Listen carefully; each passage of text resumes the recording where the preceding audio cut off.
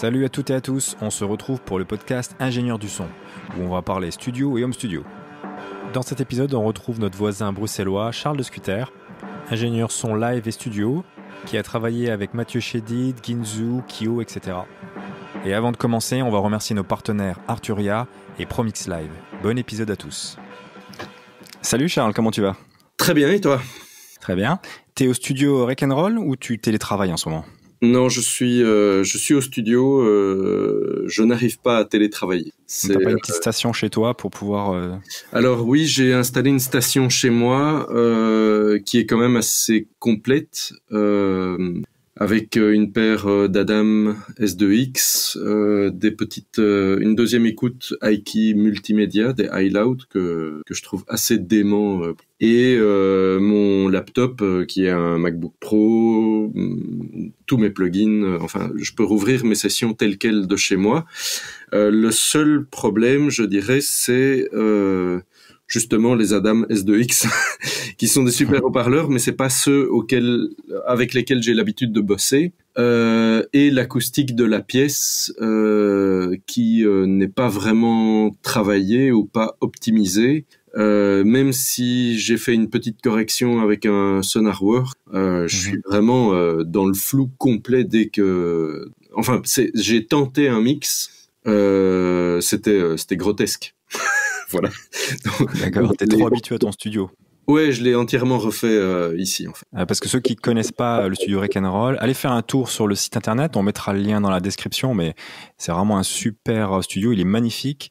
Il y a tout ce qu'il faut pour créer de la musique, il y a une belle collection de synthés, d'amplis de guitare. Moi qui suis guitariste, j'ai vu Mesa, Orange, Diesel, Marshall, etc. Et tous les périphériques, bien sûr, hardware qu'il faut pour pouvoir faire de la musique dans les bonnes conditions. Donc, c'est un peu le paradis du musicien. Ça a été pensé par un musicien, en l'occurrence. Moi. Oui. Toi, tu joues la guitare et la basse, c'est ça ? Ouais, et puis au moment où j'ai construit le studio, il y avait plusieurs éléments qui m'ont influencé dans la création et la manière dont j'ai organisé les choses. C'était mon expérience en tant qu'ingé son dans d'autres studios, et ce qui m'avait plu, ce qui m'avait moins plu. J'ai essayé d'en faire une espèce de résumé, et aussi mes frustrations en tant que musicien en studio à bosser avec des ingé sons et tout ce qui ne m'avait pas plu dans les studios, mais moi en tant que musicien, quoi. Des moments où je m'étais vraiment pas senti à l'aise, où j'étouffais, où je manquais de confiance dans le matériel, où j'avais envie de tester des trucs et il y avait pas l'espace qu'il fallait, il y avait pas l'aménagement qu'il fallait, il y avait pas les connexions qu'il fallait, enfin ce genre de choses-là. Donc voilà, j'ai essayé de faire quelque chose qui soit le plus accueillant possible, parce que effectivement j'ai pas toujours eu des bonnes expériences moi-même en tant que musicien. Ouais, t'as noté ce qui te plaisait pas. Est-ce que c'est pas un peu le départ de beaucoup d'ingé sons qui se disent, qui arrivent un jour en studio en tant que musicien et se disent, ça je peux faire parce que franchement c'est pas terrible, et donc du coup ils créent leur propre structure, ou ils décident d'enregistrer en se disant moi je peux faire tout aussi bien en bossant un petit peu dur. C'était pas mon cas. Je sais qu'il y a plein de gens pour qui c'est le cas. Je pense à un mec comme Chris Lordelji, par exemple, c'est le cas. À la base, il est batteur, et il s'est dit je peux faire ce que fait le gars, quoi. Il y a plein de gars qui se sont retrouvés dans cette situation. Moi, c'était différent parce que j'ai toujours voulu et été convaincu que j'allais être un ingé son bien avant. Enfin, bien plus que d'être un musicien professionnel. Et mon expérience de studio en tant que musicien, c'était soit parce qu'on me l'avait demandé, un artiste qui me demandait de venir poser des guitares ou de faire des arrangements de clavier sur son album, ou alors moi-même pour des projets perso où je m'étais dit mais en fait je veux pas me retrouver au four et au moulin. J'aimerais bien que quelqu'un m'enregistre. Je veux pas le faire moi-même. Je veux quelqu'un qui gère la technique et qui me mixe, parce que j'ai pas assez d'expérience ou parce que j'ai envie de me concentrer sur l'artistique. Enfin voilà, c'était ça que j'avais en tête à l'époque. Et depuis quelques semaines, on peut sur promixlive.com réserver un cours privé avec toi pour travailler sur un projet, quels sont les outils que tu utilises? Alors, c'est assez simple. J'utilise en fait un système de streaming de la marque Audio Movers. C'est un plugin qui s'appelle Listen2 et que je mets sur le master de ma session, sur mon bus de sortie. En réalité, j'ai créé un bus à part de streaming pour éviter certaines corrections que je mets personnellement sur mon écoute et que je ne veux pas avoir dans le stream. Et donc, je peux streamer la sortie de mon Pro Tools en haute qualité et avec vraiment une latence minime. Je communique avec les gens à travers ce bus de streaming avec un Tollback qui est intégré à ma session de mix ou à ma session Pro Tools, on va dire, et avec un petit plugin aussi d'auto-Tollback qui s'appelle le Mute-O-Matic, qui donc mute instantanément mon Tollback dès que je fais play. Histoire de pas avoir deux fois la source audio, une fois à travers le bus de streaming et une fois à travers mes haut-parleurs qui donnent dans le micro qui va dans le bus de streaming. Ouais. Et je fais un partage d'écran et j'ai une caméra sur le côté, donc en fait je partage 2 images histoire que ce soit interactif. Et est-ce que ça s'adresse seulement aux professionnels ou les amateurs qui font de l'autoproduction peuvent faire appel à toi pour les aider dans leur projet? Je dirais que tout le monde est bienvenu. Il n'y a pas de niveau requis. Minimum. D'accord. Non. Je dirais le seul truc, c'est au moins de pouvoir se débrouiller avec Zoom et d'arriver à écouter du son dans ses haut-parleurs chez soi sans que quelque part on perde du temps pendant le cours pour juste des soucis techniques. Oui, de la communication simplement. Ouais. C'est ça. Quelle station de travail tu préfères utiliser? Je dirais que moi, je bosse sur Pro Tools, donc j'aurais difficile à aiguiller les gens sur une méthode à travers d'autres DAW, parce qu'en fait, je les connais ou beaucoup moins bien ou pas du tout. Mais je dirais qu'à partir du moment où, par exemple, j'ai des exports audio, des pistes séparées ou des print screen, parce que les plugins finalement c'est les mêmes que ce soit dans Pro Tools ou dans Logic, c'est ou le même principe ou carrément les mêmes plugins. Donc je pense que c'est pas limitant en tout cas d'avoir un autre un plugin d'équalisation réagit exactement pareil, peu importe la station de travail de toute façon. Oui. Si on a le même modèle. Oui. Après, pour moi, c'est justement, c'est peut-être pas le modèle spécialement d'EQ qui peut poser problème ou de compresseur, c'est plus l'utilisation en elle-même. S'il y a des gens qui galèrent parce que, par exemple, leur mix manque de profondeur, manque de 3D, manque de clarté, quand ils essayent d'obtenir de la clarté, ça devient agressif et du coup, ils pédalent un peu dans la smoule par rapport à ça. C'est pas, il y a d'autres clés, il y a d'autres moyens d'obtenir le résultat que de jouer spécifiquement avec un EQ. Donc ça, pour moi, ça peut aller plus loin que ça. C'est de l'EQ, c'est de la distorsion, c'est de la compression, c'est du traitement en parallèle, c'est plein de choses comme ça qui font que on obtient au final un résultat. Après, peu importe que ce soit via un plugin interne à un software X ou Y, ou que ce soit un Waves ou un UAD, ou peu importe en fait. On peut se débrouiller avec tout. C'est plus l'analyse que l'outil qui compte. Tout à fait. Dans ta liste de ceux avec qui tu as travaillé, il y a Bonnet M. On en parle? Oui. Comment on case ça dans son CV entre Plémo et Romano Nervoso? En fait, j'ai travaillé avec eux, donc je l'ai mis dans le CV. Ouais. Mais c'est ma première tournée en fait.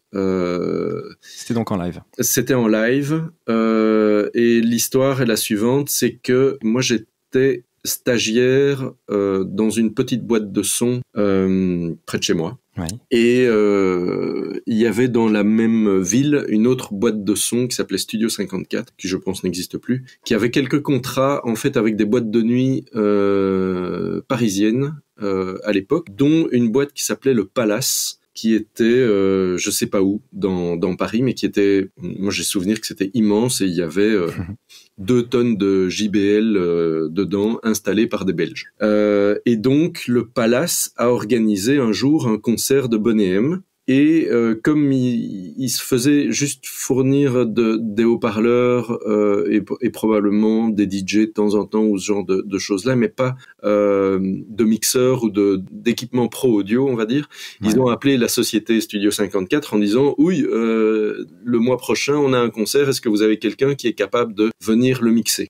Or, un vrai groupe. Ouais. Or, cette boîte ne faisait que de l'événementiel ou du DJing, donc ils n'avaient pas du tout l'habitude de mixer des concerts. Donc ils ont contacté cette toute petite boîte dans laquelle j'étais stagiaire pour voir si le gars qui tenait cette boîte était OK pour descendre à Paris faire le mix. Lui, il n'était pas dispo, j'étais à côté de lui, il m'a regardé, il m'a dit « T'as envie de le faire ?» Je dis « Ouais, OK ». Et donc, je suis parti en voiture. Ce qui est, enfin pour l'anecdote, ce qui est rigolo, c'est que moi j'avais pas le permis, j'étais même pas majeur, donc j'étais dans une bagnole en train de descendre à Paris avec d'autres techniciens. J'ai dormi tout le long du trajet. Je suis arrivé sur place, j'ai rencontré le groupe. C'était assez facile à mixer. Hein. C'était en gros 4 voix, une bande playback et une guitare, et c'était fini. On s'est bien entendu avec Liz Mitchell entre autres, qui était la chanteuse à l'époque, et le manager. Ils m'ont proposé de faire d'autres dates avec eux parce qu'ils avaient d'autres dates de tournée de boîtes de nuit à travers la France et la Belgique, et donc super. J'ai dit oui. J'en ai fait pas des tonnes, hein, 6 ou 7, un truc comme ça. C'est une belle carte de visite, hein. Ouais, c'était en tout cas c'était comique parce que voilà, c'était de la disco. J'avais, on m'a refusé quand même. Il y a eu un soir, on m'a refusé l'accès à la console parce que le gars pensait que j'étais entré par erreur dans la boîte, était trop jeune. Donc le vigile là, il m'a foutu dehors, et il y avait pas de portable ni de trucs comme ça. Donc ça a été vraiment compliqué. Il a fallu attendre que le groupe réalise que j'avais disparu. La console. Voilà, et qui viennent à ma recherche à l'extérieur de la boîte, quoi. Voilà. Et qui disent non, c'est vraiment l'ingé son, l'enfant là, c'est lui qui doit aller mixer. C'est le gamin qui nous mixe. C'est ça, exactement. Voilà. Et comment ça se passe pendant la crise au Rock'n'Roll Studio en ce moment? Alors, on a continué. En fait, en Belgique, on est les règles sont assez simples. On nous interdit pas de travailler. Le télétravail est obligatoire, et si le télétravail n'est pas possible, on peut aller travailler sans attestation, papier ou quoi que ce soit, à partir du moment où on respecte les distances sanitaires, voilà, de 1,50 m. Bon, ici, ça n'a pas de sens, mais moi, je suis tout seul dans ma régie, donc je me suis fait arrêter par les flics. Je leur ai dit je vais travailler, ils m'ont dit ok, voilà. Et du coup j'ai continué à faire du mix à distance avec ces systèmes Audio Movers et de la com à travers Zoom. Mon collègue Steph, qui s'occupe de l'audiovisuel, a continué à faire du bruitage aussi, parce que l'audi de bruitage est assez grand, donc on a continué à bosser comme ça, et en fait on reprend ici à partir de la semaine prochaine le boulot. Comme en France, oui.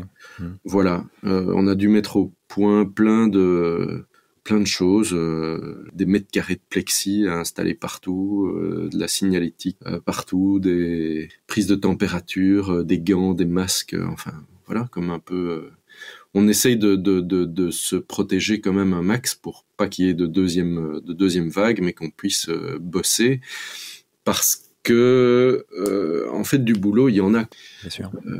Voilà, il y a des musiciens qui produisent du contenu toujours, qui profitent justement de cette crise du coronavirus pour être super créatifs, d'une part, et d'autre part pour ce qui est de l'audiovisuel. Là, la pression elle est bien plus grande encore, parce que les clients de nos clients, qui sont Netflix, Amazon, Apple, etc., eux ils cartonnent en fait, et ils ont besoin de contenu, donc l'audiovisuel, ça, voilà, c'est un domaine où ça se passe pas trop mal. Et pour les gens qui voudraient aider un petit peu les artistes, qui veulent les soutenir, t'as des idées pour qu'ils puissent les soutenir et les aider pendant cette crise à tenir le coup? Oui. Écoutez Spotify. Ouais. N'hésitez pas à écouter beaucoup de musique. Je pense que c'est le moyen le plus simple de soutenir les gens, et ça ne coûte pas plus que l'abonnement qu'on a déjà.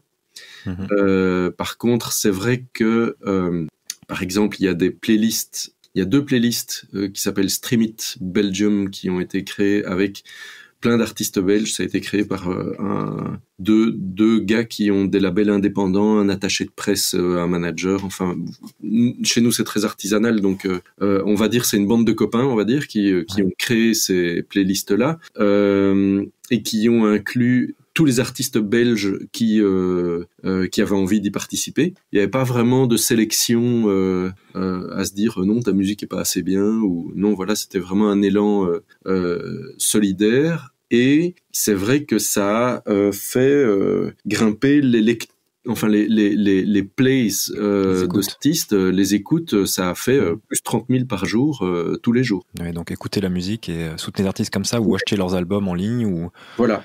Mine de rien. Ou du merchandising. Ouais, 30 000 écoutes par jour pendant 1 mois et demi, ça fait un peu d'argent quand même. Ça leur permet de continuer à créer chez eux et puis de sortir de nouveaux morceaux.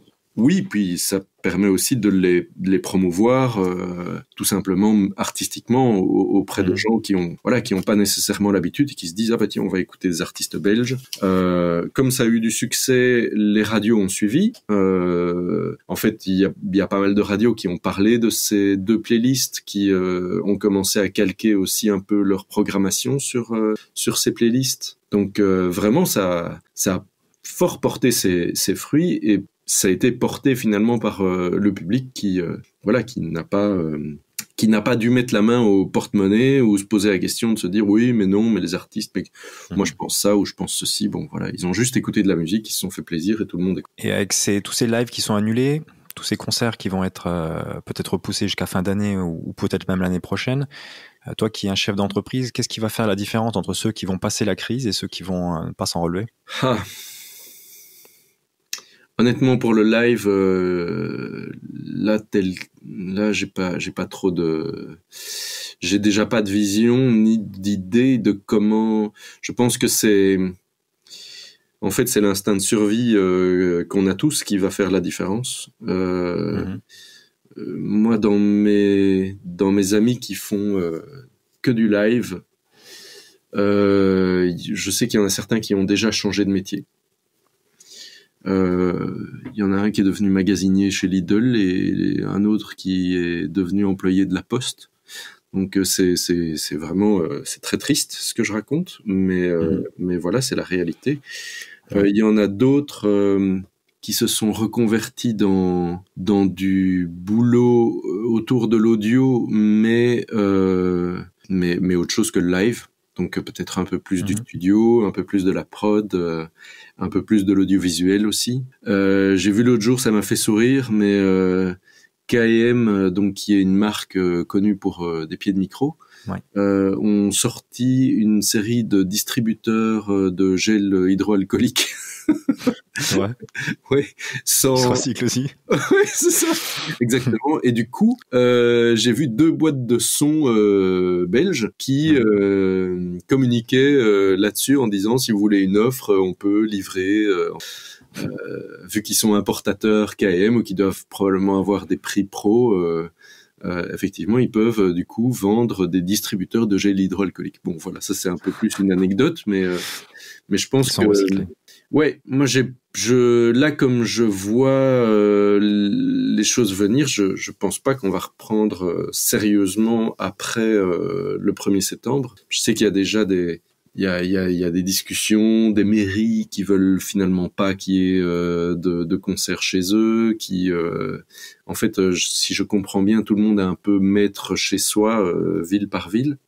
Et donc je pense que ça va être vraiment très très compliqué. Je sais que à Bruxelles, ici au Palais 12, ils ont investi des millions d'euros dans des filtres à UV. Les fameux filtres de Donald Trump, ils ont investi en fait là-dedans pour pouvoir au plus vite réorganiser des concerts et avoir atmosphère qui soit Covid-free à travers leur système d'UV. Je sais pas quand ce sera prêt, je sais pas si ce sera parfaitement efficace. Voilà. Mais en tout cas, il y a des gens qui essaient de trouver des solutions. Et à mon sens, les technoparties ou les festoches, tout le monde dans la voiture, j'y crois pas. Je pense que ça va comme être, ils font en Allemagne. C'est horrible. Bloqué jusqu'à la fin de l'année au moins, voire l'année prochaine, quoi. Je sais pas. Je sais que, je n'en sais rien. Moi, dans les dates que j'avais prévues ici au printemps, elles sont reportées au mois d'octobre, mais elles sont en option, effectivement. Et j'ai entendu dire qu'il y a, par exemple, les Transmusicales de Rennes, ils hésitent fortement, alors que ça, c'est en décembre.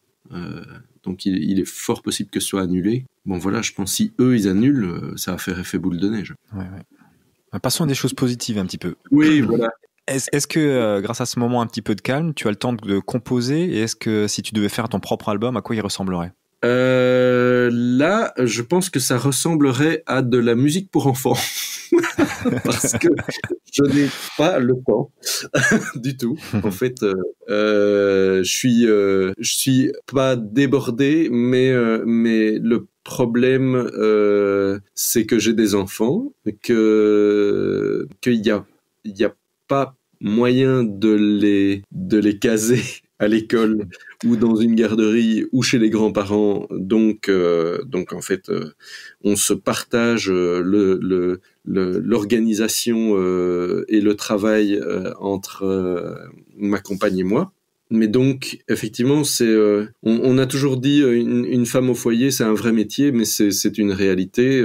Une femme ou un homme, voilà, quand on s'occupe des enfants, si on veut bien s'en occuper, c'est un job plein temps. Donc, je n'ouvre pas mon ordinateur quand je suis avec les enfants, et c'est donc la moitié de la semaine, et l'autre moitié, je suis ici pour mixer un album sur lequel je suis occupé. Donc je fais 1, 2, parfois 3 titres par semaine, plic-ploc. Donc on avance tout doucement, mais c'est un peu comme ça. Du coup, au début de la quarantaine, je m'étais dit tiens, mais je vais en profiter pour améliorer mes skills au niveau production, vraiment creuser dans tous mes VST, de manière à ce que quand on me demande un son de synthé X ou Y, je n'ai pas à scroller entre 200 presets, mais que je puisse aller droit au but direct parce que je connais mieux mes VST et leur contenu. Et en fait, c'est un fiasco. Je n'ai rien fait du tout.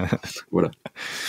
Et si le jeune Charles Scuter n'avait pas fait une carrière d'ingé son, il ferait quoi aujourd'hui ? Ah, tout à fait autre chose. Je pense que j'aurais... si je dois penser au choix que j'aurais pu faire à l'époque, avec l'état d'esprit dans lequel j'étais à l'époque, je pense que je ne m'étais pas laissé beaucoup d'alternatives. Donc ça aurait probablement été tenter une carrière en tant que musicien, ou je me souviens que dans le cas où j'aurais raté si j'avais raté l'examen d'entrée à l'IAD, j'aurais fait interprète. Je m'étais inscrit dans une école d'interprétariat en même temps, que donc je n'ai pas faite, pour être interprète français, néerlandais, français, anglais. Si je devais si je devais reprendre à zéro maintenant, et que j'avais la possibilité de faire autre chose, ou l'obligation de faire autre chose que ingé son, je pense que je ferais avocat. Parce que je trouve ça passionnant. L'aspect légal, l'aspect bluff, l'aspect théâtral. Je trouve qu'il y a énormément d'acting dans le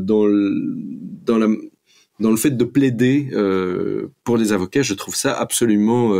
je trouve ça très intéressant, et c'est un boulot qui... on n'est jamais très heureux d'entendre parler d'un avocat, mais je pense que les avocats, ils ont quand même pas mal de fun aussi dans ce qu'ils font. Après, ça dépend du domaine, etc. Mais je pense honnêtement que c'est un métier qui me plairait pas mal.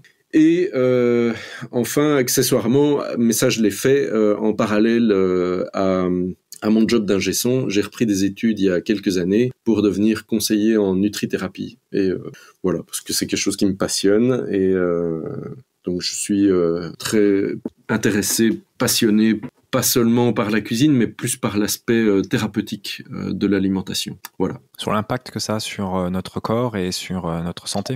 Oui, que ce soit de manière curative ou en prévention. Ouais. Il y a plein de manières de. En fait, on fait plein d'erreurs dans la manière de s'alimenter. Il y a plein de manières d'optimiser notre manière de nous alimenter. Il y a plein d'optimisations dans l'alimentation qu'on peut faire à certains moments de la vie, quand on est un sportif de haut niveau, quand on est une femme enceinte, quand on allait, pour prévenir de certaines maladies. Voilà, exactement. J'ai toujours été convaincu de l'importance de l'hygiène de vie dans le job de l'ingé son. Voilà, je pense que l'ingé son écorché vif, à moitié junkie et inconstant dans son travail, ça peut donner l'illusion à l'artiste qu'il va avoir un plus artistique parce qu'il bosse avec un fou. Mais c'est de courte durée en général. Sur le long terme, je pense qu'il faut exactement une certaine constance. C'est en tout cas le point commun que je retrouve dans tous les grands mixeurs, tous les gars qui ont eu du succès dans leur carrière, que ce soit en France ou aux États-Unis ou autres. À chaque fois, ce sont des gens qui inspirent une certaine confiance, une certaine sagesse, qui sont rassurants, qui sont qui sont proactifs, réactifs, enfin voilà, pour moi c'est quelque chose d'assez important, et pour être comme ça, faut être en forme. Voilà. Ça n'empêche pas de faire la Java de temps en temps, hein, bien sûr, mais voilà. Mettre en forme aux heures de travail. C'est ça. Surtout dans un métier créatif. Disons que le point principal, vraiment le truc, l'exemple le plus classique pour moi, c'est le fait de collaborer avec des gens et le fait que les gens n'aient pas nécessairement le même avis ou qu'ils aient envie de remettre des choses en question. Et quand on a bossé pendant des heures sur quelque chose, quand on est fatigué, et que tout à coup on a un gars qui dit oui en fait ça j'aime pas trop, ou est-ce qu'on pourrait essayer à l'envers, la première réaction qu'on va avoir, probablement parce qu'on est fatigué, exténué, c'est de justifier pourquoi on a fait ça et d'essayer de convaincre l'autre de ne pas changer, parce qu'on en a plein les bottes, et ça c'est une erreur pour moi. Je pense que même si l'idée n'est pas bonne, elle vaut la peine d'être tenter, parce que personne n'a la science infuse. Mais pour tenter, pour avoir cette énergie, faut vraiment être en forme, quoi, être ouvert, et ça passe par, pour moi, un côté physique. Ça c'est un point, et puis l'autre, il y a tout simplement l'écoute, quoi. Tout le monde, ce sera tout qui mixe un petit peu, se sera rendu compte que il y a parfois une inconstance dans, par exemple, la présence qu'on peut donner à un mix qui est liée à un état de fatigue. Donc ça peut arriver. C'est un truc qui est d'autant plus flag sur la longueur d'un album, par exemple. Quand on a 12 titres à mixer en 12 jours d'affilée, en général la présence, après ça dépend des gens, mais elle peut aller en augmentant ou en diminuant, c'est-à-dire que plus les jours avancent, plus la fatigue auditive et la fatigue tout court se ressent, plus on va par exemple diminuer les aigus parce que ça nous casse les oreilles, et on va faire quelque chose de moins présent et moins clair parce qu'en fait on va avoir une tendance à se protéger finalement en tournant des EQ, hein. Ou l'inverse. c'est-à-dire qu'on entend de moins en moins parce qu'on a les oreilles qui se protègent toutes seules, qui se bouchent, et qui se bouchent, et on met de plus en plus d'aigus, et voilà, quand on passe tous les mix les uns après les autres, on se rend compte que waouh, en fait il y a quand même sur la durée, il y a une grosse différence, en tout cas une différence spectrale, quoi. Et ça, pour moi, c'est vraiment lié au sommeil, la qualité du sommeil, le fait d'être en forme. Est-ce qu'il y a dernièrement un outil qui est sorti, qui t'a vraiment bluffé, où tu t'es dit ça change un petit peu, ça nous facilite notre travail de tous les jours? La question piège. Tu veux parler de plugins, par exemple, non, peu importe, plugins récents que j'aurais rajouté, ou alors, je dirais dans les plugins récents, pour moi, il y a trois plugs qui ont quand même fortement changé et amélioré pour moi ma manière de travailler ces 2 dernières années. C'est le M-Compare de chez Melda, qui donc est un plugin qu'on met sur le master et qui permet de comparer en fait toute une série de sources différentes qui sont par exemple des versions de mix antérieures ou d'autres titres du même album ou des références externes d'autres artistes, en ayant une compensation de niveau automatique, donc on n'est pas bluffé par le plus fort égale mieux. Et en même temps, si c'est par exemple des mêmes versions de mix ou le rough mix par rapport au mix, il y a un système de synchro qui fait qu'il n'y a pas de saute temporelle quand on passe d'une version à l'autre. Donc le cerveau peut vraiment rester, ne pas être dérangé par une saute temporelle ou par une différence de volume. C'est très très objectif. Et la moindre modif, par exemple, quand je fais une révision de mix, je fais une modif, et en fait, le fait de faire la modif, c'est une chose, mais l'artiste qui est à côté de moi se dit, tiens, mais en fait, est-ce que ça a vraiment changé? Est-ce que c'est mieux? Est-ce que c'est moins bien?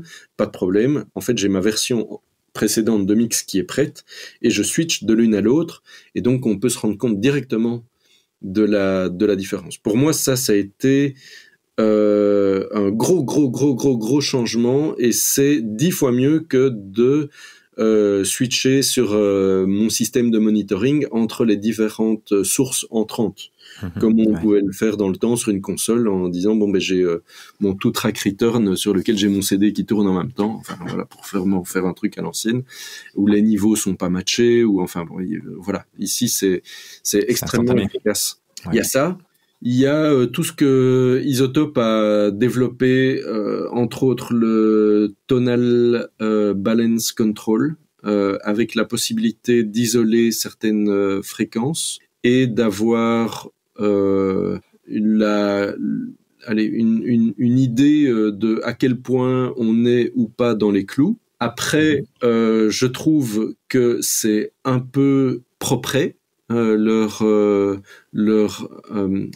courbe indicative. Donc, avec le temps, j'ai appris à sortir de ce qu'ils indiquent en me disant, ouais, mais en fait, moi, je veux quand même quelque chose de plus agressif que ce qu'ils suggèrent, ou je veux quand même un bas plus fat que ce qu'ils suggèrent. Ce qui est pas mal aussi, c'est que ce système permet d'importer des courbes d'autres artistes plutôt que les courbes proposé à la base par Isotope. Donc ça, c'est quand même très très intéressant aussi. Et enfin, Sonarworks, qui donc est un petit soft de correction d'écoute que je trouve assez efficace, et que j'utilise tout le temps, mais doucement, quelques pourcents seulement, mais ça me fait une petite correction qui améliore encore mon écoute. Et je parlais de l'écoute chez moi avec les S2X. Sans Sonarworks, là c'était vraiment horrible. Est-ce que ta pièce n'est pas traitée du tout? Non, puis je suis dans un coin de la pièce, donc il y a un haut-parleur qui est dans un coin dans un coin entre deux murs. Donc bon, il y a le bas là-bas, c'est de ce côté-là, c'est la Java, de l'autre côté, c'est pas le cas, donc il y a un déséquilibre. Et c'est vrai que même si c'est pas dément, SonarWorks a permis de contrebalancer quand même ce genre de soucis. Et ça me permet de bosser ou de préparer des choses un peu, ou de faire peut-être des modifs de mix de chez moi un peu plus en confiance. Parce que c'est vrai que bon, si on me demande 1 dB en plus de basse ou de reverb ou quoi que ce soit, je peux le faire de chez moi. J'ai quand même suffisamment. Je pourrais pas faire un mix from scratch de chez moi, mais des modifs, oui, pas de problème. Et ben juste après être passé à ton studio pour l'émission de ProMix Live, il y a eu le Black Friday et je me suis payé le SonarWorks, le système avec le micro, et j'ai calibré mes enceintes et ça fait une grosse différence. Ouais, c'est surprenant. Hein. Et si on travaille à bas volume, comme la pièce n'est pas trop excitée, ça marche bien et on a quelque chose de pas 100% parfait, mais déjà de moins biaisé, quoi. Alors j'ai remarqué quelque chose d'assez surprenant. Donc moi en fait ma pièce, si on rentre les cotes, les mesures de ma pièce dans un programme d'acoustique, on se rend compte que la fréquence de résonance liée au volume de ma pièce, c'est, je crois, 117 Hz. Donc, SonarWorks s'est rendu compte que effectivement, j'avais un petit boost à 117 qui me nettoie. Sur en tout cas la mesure que j'avais faite avec mes ATC. Et au début, je m'étais dit ah merde, avec mes NS10, il va falloir que je désenclenche SonarWorks parce que c'est pas la même couleur que les ATC, évidemment. Mais en plus, j'ai tendance à bosser à très bas volume avec les NS10, donc ça va pas exciter la pièce. Bon voilà. Donc j'ai fait une mesure SonarWorks avec les NS10. En me disant bon ce sera galère mais tant pis, je changerai de preset chaque fois que je change d'écoute. Et à ma grande surprise, je me suis rendu compte que la courbe de correction de SonarWorks sur les NS10 est à peu de choses près identique à celle des ATC. Donc en fait les résonances de pièces ne sont pas aussi influencé par le volume ou par la couleur des haut-parleurs qu'on ne pourrait le penser en fait. C'est vraiment quelque chose de vraiment acoustique et lié à la pièce. Oui. Donc je garde en fait le même preset maintenant quand je passe de mes ATC au NS10 et la même chose chez moi entre les S2X et les Aiki multimédia. Je garde la même courbe et ça fonctionne très très bien avec la Aiki multimédia aussi. Si je me souviens bien, tu l'utilisais pas à 100%. Non, je l'utilise à 30%. Une légère correction alors. Ouais, parce qu'en fait j'aime pas le son à 100%. Probablement aussi parce que j'ai mixé pendant plus de 10 ans dans ma pièce sans correction et que donc je dois certainement avoir des points de repère. Donc j'apprécie le fait d'avoir un petit peu de correction, mais pas trop non plus. Et puis je dirais qu'il y a un peu ce principe qui me titille quelque part, que ça fait un peu mal au cul de mettre un plug à 300 € pour faire un bon aplati fréquentiel sur une paire de haut-parleurs à 8000. Voilà. Donc j'y vais doucement. Avec parcimonie. Logiciel ou hardware, qu'est-ce que tu aimerais inventer? Waouh, ça il aurait fallu que j'aie la question plus tôt. Bon, on annule, c'est pas grave. C'est quelque chose qui devient un outil. Inventer. Pour faciliter le travail, quoi, tous les jours. Ce qui manque dans l'audio, d'après toi. Même si c'est pas réalisable. Hein. Une station de mix dans une auto. Dans une voiture. Ouais, c'est ça. Pouvoir. Un break ou une citadine. Pouvoir avoir la possibilité de faire des retouches de mix dans ma voiture. Sur le chemin du travail. Ouais. À partir du tableau de bord qui sert aussi au GPS et autres. Ouais. avec une molette unique qui me permettent de faire des modifs tout en continuant à regarder la route. C'est peut-être un peu dangereux, mais oui, ça c'est un truc. Ça fait. Je me suis déjà dit plus d'une fois, tiens, ça devient évidemment exceptionnel que je réécoute mes mix dans la voiture parce que bon, j'ai quand même pris un peu l'habitude, mais ça m'arrive de les réécouter tout simplement par plaisir ou par curiosité. Et s'il y a des trucs qui me dérangent dans ma bagnole, ça m'arrive de m'arrêter sur le bord de la route pour prendre des notes, pour être sûr de pas tout oublier. Tout comme, par contre là c'est plus fréquent. Je réécoute presque systématiquement mes mix à travers mes écouteurs Apple là. Ouais, à travers les AirPods le matin à la gym. Bon là pour l'instant j'ai plus trop à la gym, mais le matin effectivement je réécoute à travers les AirPods et je prends des notes. Donc pourquoi pas une station de mix à la gym aussi. Il faut demander ça à vide. Oui, c'est ça. Après, j'aurais beaucoup plus d'idées d'optimisation des outils déjà, que ce soit les contrôleurs ou Pro Tools. C'est vrai qu'il y a régulièrement. Là, j'ai pas. Enfin, pour les contrôleurs, peut-être un peu plus que pour Pro Tools en lui-même, surtout qu'ils viennent de sortir cette nouvelle version qui est assez génial. Mais oui, là, j'ai régulièrement des petites idées de choses qui me plairait d'optimiser. Ok. Un grand merci à toi, Charles.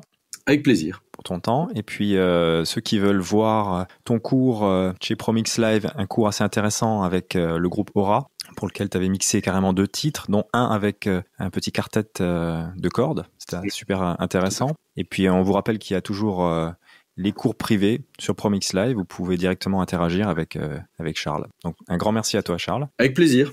Et à bientôt. À bientôt. Bye bye. Salut.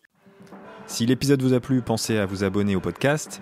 Il y a aussi la chaîne YouTube ProMix Live ou le blog sur promixlive.com. Encore merci Arturia, à très bientôt.